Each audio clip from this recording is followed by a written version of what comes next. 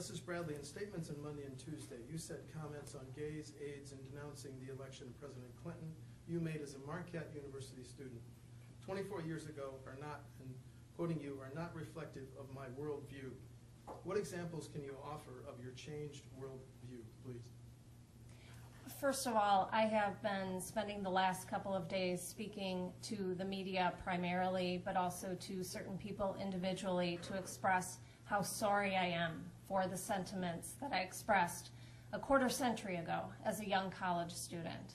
I am, as I have said, extremely embarrassed and frankly mortified by those statements. I am very sorry to all of the people who had to read them a quarter century ago, and I'm very sorry to all of the people who have had to read them this week. Judge Kloppenburg, your response, please. Yes, Justice Bradley talks about change and talks about this being, now is now, then was then. But her career does not show much evidence of change. As I noted before, she has continued to articulate very extreme and conservative viewpoints throughout her career and be part of groups that espouse those kinds of viewpoints. From her membership in groups like the Federalist Society and the Republican National Lawyers Association, to an article she wrote just a few years before she was first appointed by Governor Walker that appeared to equate contraception with murder, to the support and assistance she's gotten from very extreme conservative groups in this campaign.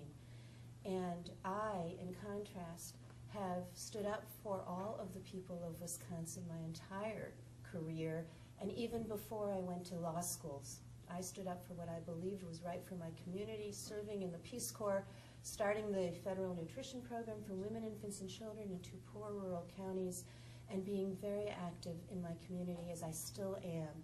And I have performed many, many marriages for gay and lesbian folks, and they weren't friends or family when they asked me to, but they became so after I performed their ceremonies. Do you choose to respond, Justice Bradley? Yes, I would.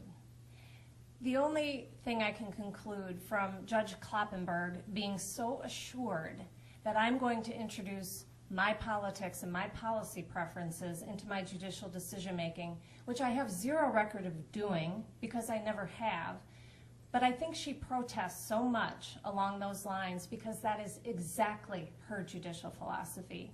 Judge Kloppenburg has been very careful about her words, but she espouses a judicial philosophy that believes that it is appropriate for a judge to introduce his or her policy preferences and politics into judicial decision-making. She has explained this by saying she thinks it's our job as judges to promote a more equal society. That's a very nice sentiment, but I'm not sure what that means, because somebody's idea, one judge's idea, of what is promoting an equal society can vary greatly from the next judge's idea of what it means to promote an equal society. Judge Kloppenburg has also espoused that she believes, through the justices on the U.S. Supreme Court, whose judicial philosophy she is most aligned with, she believes that our Constitution is a living document, the meaning of which should change to reflect changing social and political conditions. That allows a judge, under that philosophy, to introduce her personal policy preferences and politics into her judicial decision-making. And as I'm talking to people all over the state of Wisconsin, that is exactly what they do not want in a justice, regardless of what their political preferences are. Judge Kloppenburg, short response, and then I want to move on to another subject. Please, ma'am. Well, I think we need to spend a little more time on judicial philosophy. What Justice Bradley says about my philosophy is nonsense. It is what she would like people to believe, but is not true, and that's not a good trait in a judge.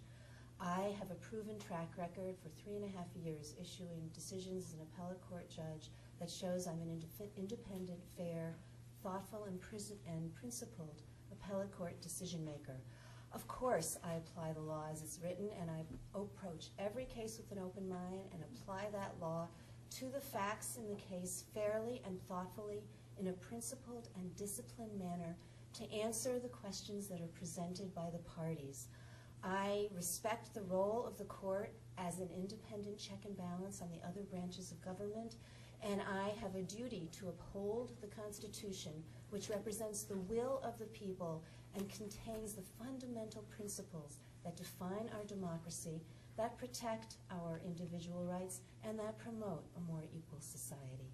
In contrast, my opponent espouses a judicial philosophy that follows almost verbatim the words on the Federalist Society website. I am guided by the Constitution, the law, and precedent, not by slogans, and my judicial track record is evidence of that.